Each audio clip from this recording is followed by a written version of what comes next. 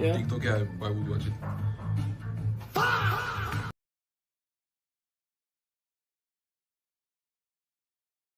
You didn't have to cut me off.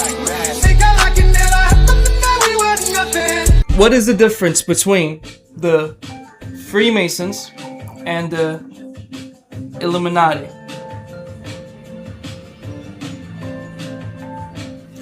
So, they actually, the Illuminati originated from the Freemasons. Okay, so Adam Weishaupt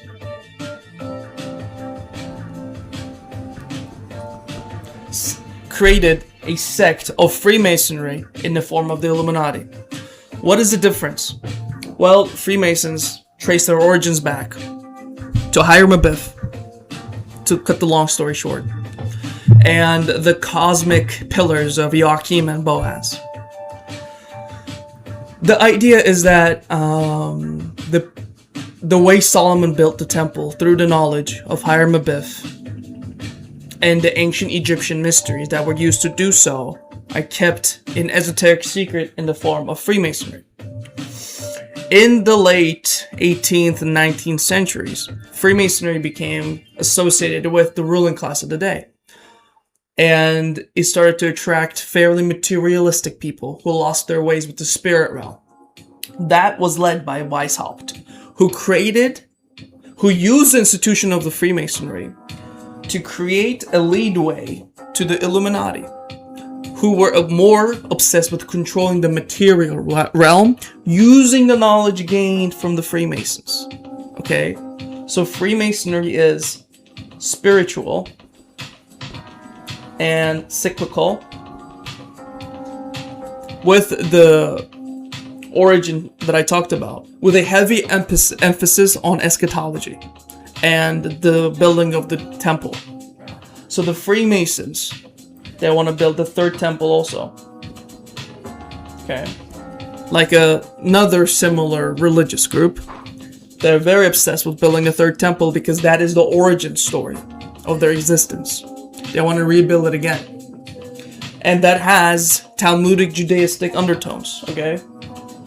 So, and the Mishnah, not the original Judaism, but the rabbinical Talmudic and the Mishnaic and Zohar, that tradition of Judaism, not the original one with the Noahide laws.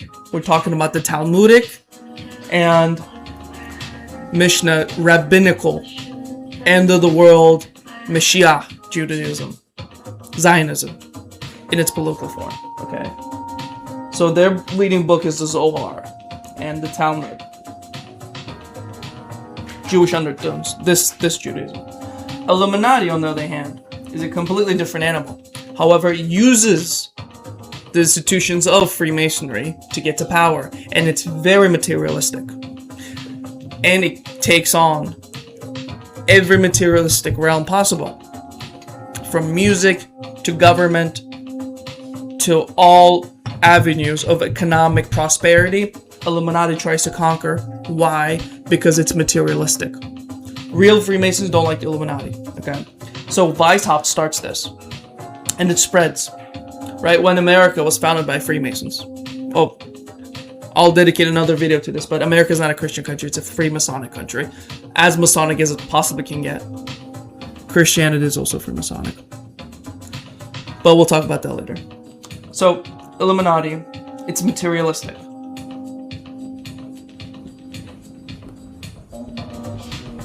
I'm a doctor. It's materialistic, and it's only for benefits tangible in the real world. Freemasons aren't as occupied with that. These guys are. That's their main difference. Weishaupt causes this. Now, Albert Pike, I really apologize for my handwriting. It's awful. So Albert Pike comes in, okay? The main Freemason who changes the world to an Illuminati perspective. Okay, so the second figure that does this is Pike. Pike is really the gateway between these two guys. But he takes closer to Illuminati and he really spreads that ideology through his grab of the American government after the Civil War. Grant, one of the founders of the Ku Klux Klan, by the way. right? Albert Pike. And he talks about the end times. Okay? Albert Pike. That's why this is the figure you guys should really look into, Pike, more than Weishaupt, because he really utilizes these two guys. Illuminati becomes a cool social club to this day. It's ideologies that are obsessed with materialism can only get so far. However, it is safe to say that various American institutions are conquered by the Illuminati, and they're just an offshoot of Freemasons. It's very much similar to fractions happening within religions, right? So, like, let's say Protestant Christianity, Catholic Christianity, right? Wahhabi Islam, Sunni Islam, things of that nature. It splinters due to materialistic reasons. That's what Illuminati is, okay? It's just an offshoot of Freemasonry. Now, Pike talks about the end of times. What does he talk about? There will be two factions. Well, he talks about the Mohammedan, the Islamics, plus some Christians, versus Jews, some other Christians. They're gonna destroy each other, leaving the world for Pike and the Illuminati. Pike famously stated, how can Lucifer,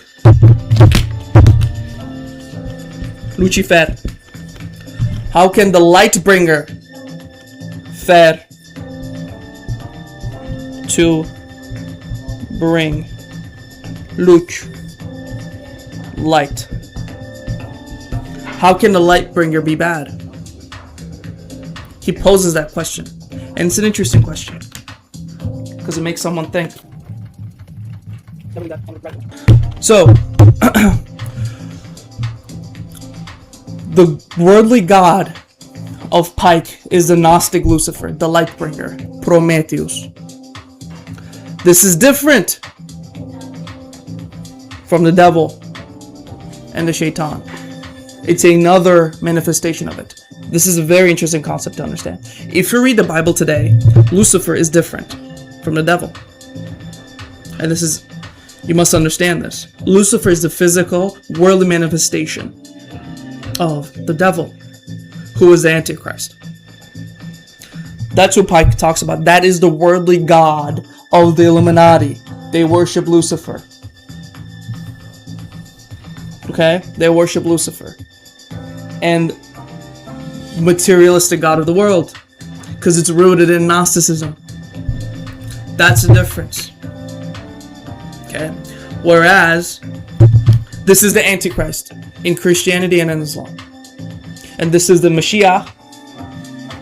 I'll keep this on. Of these guys.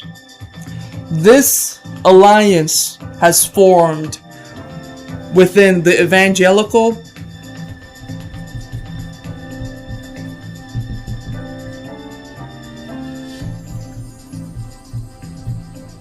and the Messianic Jews of Israel in the form of Netanyahu. Malachowski, I should say by his real name. But he doesn't matter. He's just an actor. All these guys are actors. None of them are real. So focus your energies on the concepts, not the people. Trump can die tomorrow. It doesn't matter. The point is that this is the alliance of the evangelicals and the Talmudic Messianic Jews. Okay?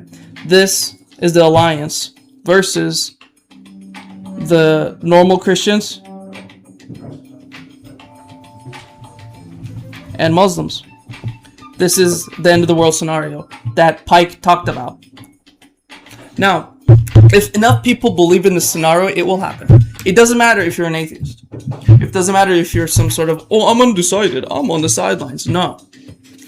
You're talking about superpowers believing in this idea. Rulers of those superpowers believe in this. Institutions that you pay money to believe in this. It doesn't matter if you believe it or not. They're going to make it happen. And they're making it happen as we speak. So when they tell you the war in Iran is about nuclear weapons, you can continue believing that shit. Or you could educate yourself on topics like this and understand exactly what's going on. It doesn't matter if Iran got rid of their nukes. It doesn't matter if Iran did anything that the West asked them to do. They were going to go to war to bring in this reality, because they need to build the third temple. It all comes down to the third temple with this alliance.